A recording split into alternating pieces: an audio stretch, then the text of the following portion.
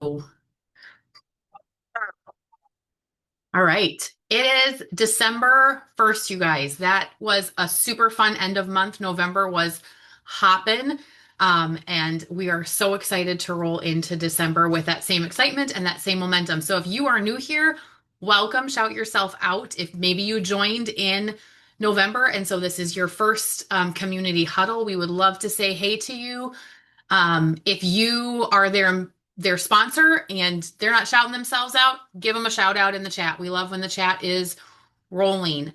Also, if you guys ranked up, you had someone on your team that ranked up, um, you sponsored, shout. Let's roll this chat, okay? So much was happening as November wrapped up. I know there was rank ups happening. People were earning the holiday cash.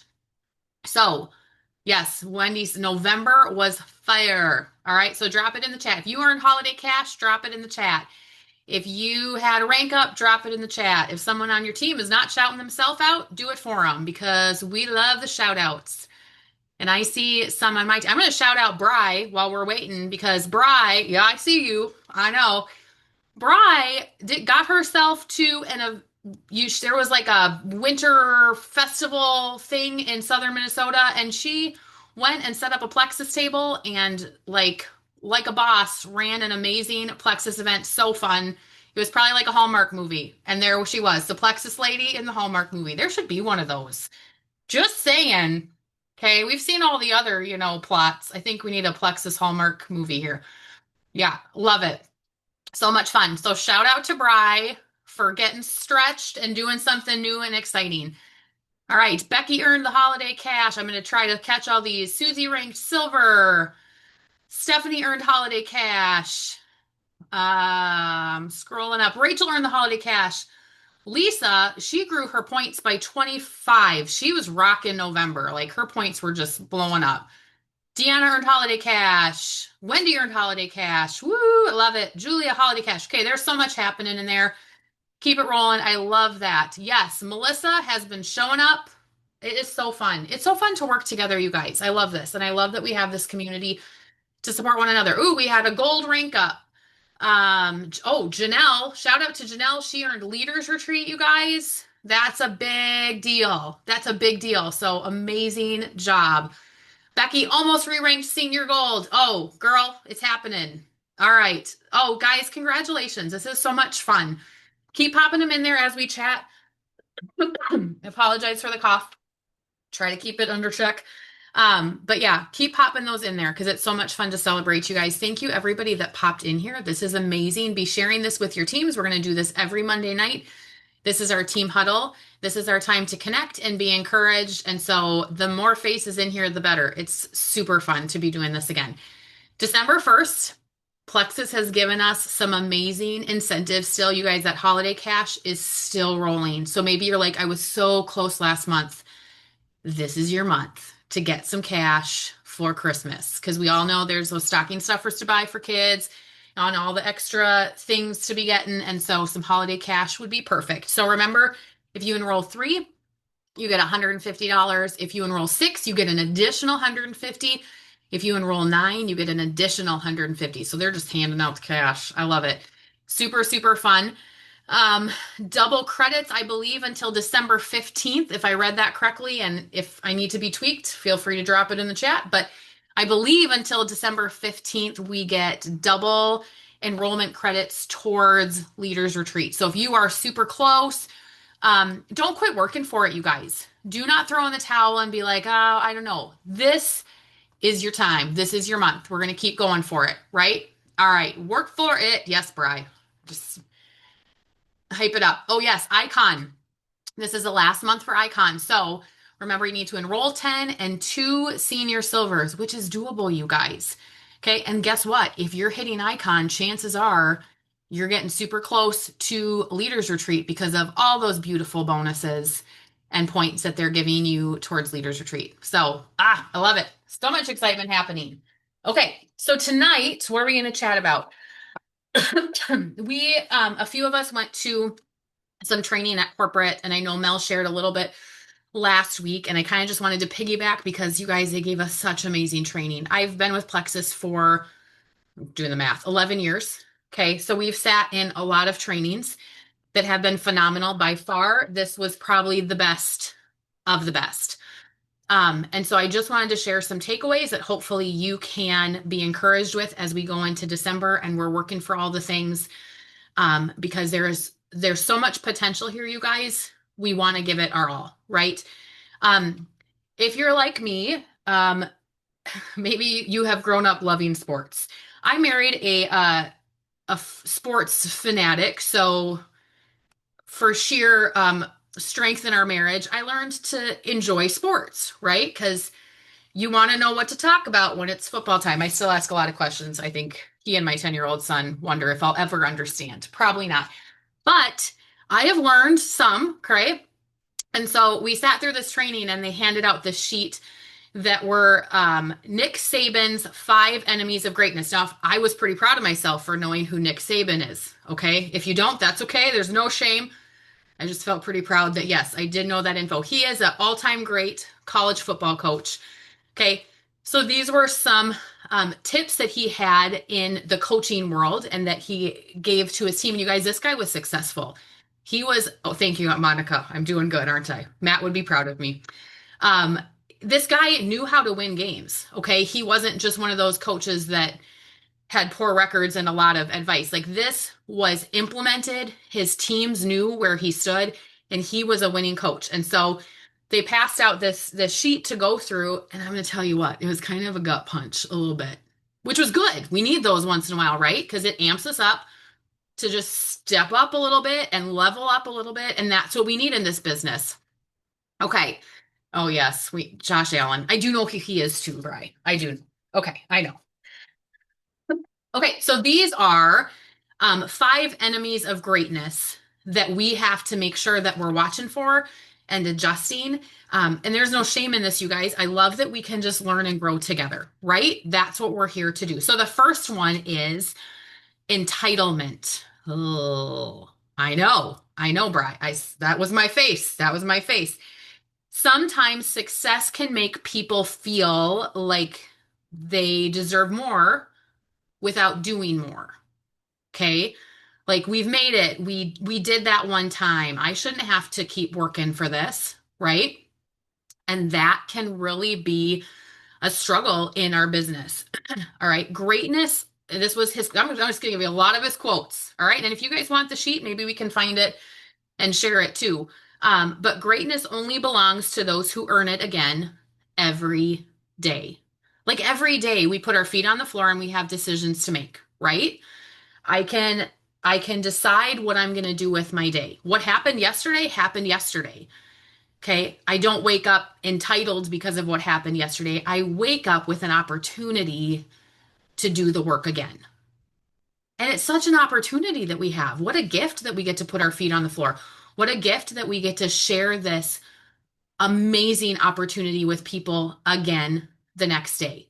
I'm not entitled to anything because of what happened yesterday. I get to do it again today, and I get to take this opportunity every day. Exactly. Wendy said it. We wake up every day with an opportunity to do something more. And how cool is that, you guys? We can really approach this with gratitude. How many of us put our feet on the floor and are immediately just thankful that A, I got to put my feet on the floor today? I am surrounded by this amazing opportunity and I get to do something with it. I have options and I have choices, and I'm super thankful for that. All right. So watch out for that entitlement attitude. Okay. They said this many times and it really stuck out to me. I may have used it on my, I may have shared. I came home super excited to share this with my husband because I thought he'd be super proud of me for, listening to this Nick Saban training. But he said, you get to get up every day. You're entitled to nothing. Nothing is acceptable but your best. Did you do your best today? That might look different every day, but what an opportunity that we have to give it our best. Okay. So the second enemy of greatness is a lack of discipline. Okay. This was a gut punch for me. I think sometimes I can think I'm being really disciplined because my hands are busy with kids and with house stuff and with business stuff. And it's kind of like I feel like my day is full, but I wasn't very disciplined with it as far as what I was purposefully and intentionally doing. I was just kind of like, and that's my own fault for having a lack of discipline. Discipline is doing what needs to be done, even when you don't feel like it. Those feelings can really get you sometimes. Feelings aren't bad. Okay. We all have feelings. God has designed us with feelings, they're a blessing. But being careful to not let those feelings take over and keep us from doing the things we need to do. Discipline is a superpower. And if you know Wendy, I would tell you she is such a good example of discipline. Okay. If you have watched her, if you've chatted with her, and I know there's others in here that are, and so I'm not trying to not point you out too, but if I know Wendy, and I'm always amazed by when she decides she's going to do something, she is extremely disciplined to get it done. And I love that about her. It's a superpower. And that's something that I've been convicted of that I just need to be more intentional about discipline. Without discipline, this is what gut punched me a little bit. Without discipline, talent becomes wasted potential. You guys are all so talented. Like God has gifted you in such incredible ways. Okay, if you don't know, here's what I encourage people to do. If you don't know maybe how you're gifted or you're like, Katie, I'm not really, find like your best friend or your sister or somebody and just ask them. Okay, and I say that because Bri, we've done this for each other, haven't we? Ask them, what am I good at? Because you don't always see it in yourself. Ask somebody else, like, what is a talent that I have? That's so great. It's so fun to hear. And then you know, okay, this is a strength of mine. I don't want to waste that potential. So I'm going to figure out how to work within this and how to be disciplined in it and not waste it. As a believer, I strongly feel that God has purpose for us. He has created us with kingdom purpose. And for me to not be faithful with that is not okay. I want to do my best for him and for his glory and for the furthering of his kingdom. So to sit on this and not do anything with it, I'm wasting it. I'm wasting his gift that he gave me. Okay. Yes, we also did true, Bri. When we chatted with each other about how what strengths we have, it was also okay, what can I grow in more? That get a good friend you can have those straight conversations with. And then you know what you can do to reprioritize discipline. What do I need to be disciplined in? What strengths do I have that I can work in? Okay. So let's work on discipline. All right. The third one that could be an enemy of greatness would be to allow your circumstances to kind of push out your vision. Okay. We can, a lot of times we can make goals at the beginning of the month, which can I just shout out, please write down your goals. It's something I'm working on. Visually put them down on some paper. Okay. And a lot of times we can do when we start the month out, great. And all of a sudden a circumstance comes up and immediately we're functioning out of that feeling versus focusing on the goal and the vision that God has given us. And so being careful to just do what you need to do. Okay, if you've seen Wendy had a sweatshirt, I don't know if she's wearing it tonight. I didn't put mine on tonight, but we have sweatshirts that say it takes what it takes, right? It takes what it takes. Circumstances are going to happen. You're going to have days when you have great intentions and a little wrench gets thrown in, and that's okay. That's life. The beauty of what we get to do is the flexibility, right, with our business. However, we have to be careful not to let those circumstances kind of pull us away from the goal and the vision that we have. Okay. Um, I love this. Your standard doesn't change, is what Nick says. Your standard doesn't change based on who you play, what the score is, or how you feel. If you want to be good, you don't really have a lot of choices because it takes what it takes. And I love that. Like, it's going to take what it's going to take. Circumstances happen, life happens. We have such an opportunity to keep our eyes on that goal, right? And to keep going. Yeah, it is a mindset game changer. You guys, I've said it to myself a lot when those feelings of like, I don't know, I should, I don't know, I'm feeling tired today, or I'm feeling just like not super motivated today, or "Ugh, I just don't." You say to yourself, or literally write it on a piece of paper, it takes what it takes. Your mindset seriously almost instantly shifts, and you're like, okay, whatever, Katie, get over it. Let's go. All right. Just I dare you to say it a few times tomorrow when you have to put your feet on the floor or when you need to do that thing, whether it's business or whether it's personal, maybe fitness goals that you have, whatever it is, just say to yourself, it takes what it takes, and your mindset will shift. It's pretty incredible. Okay. So the fourth enemy of greatness is self-pity. The fastest way to lose is to feel sorry for yourself. Guys, it's okay to be a little embarrassed sometimes. It's okay to fail. Nobody has walked into this perfect. Nobody has this all figured out. We're still learning and we're still growing. So we don't need to feel sorry for ourselves, okay? Because that is just going to derail it. All right. Self-pity kills resilience and responsibilities. Saban's teams were taught no excuses, no complaints, just the next play. Okay, maybe something didn't go as planned. Great, whatever.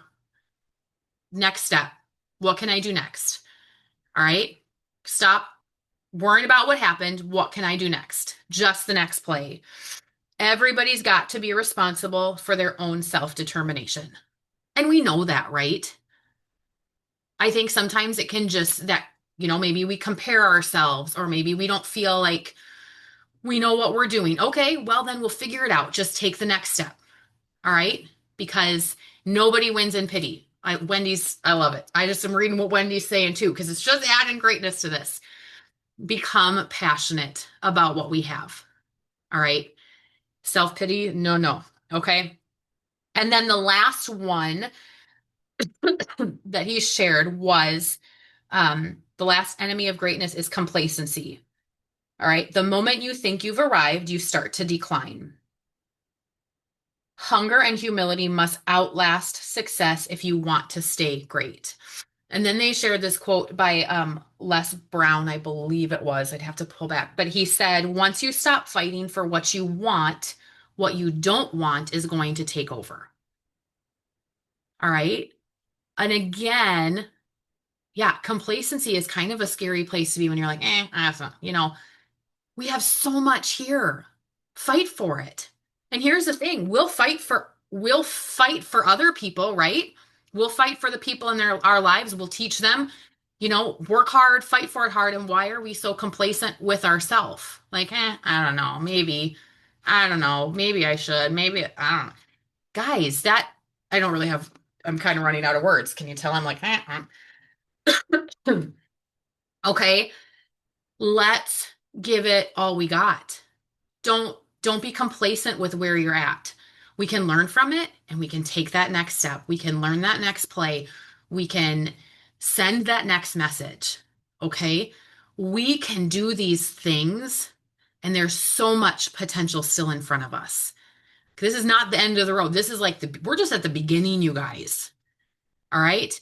And this company is phenomenal and their heart for us is phenomenal. And what they have in store for us is phenomenal. And the way they've set up this business, you guys, they have our best interests at heart.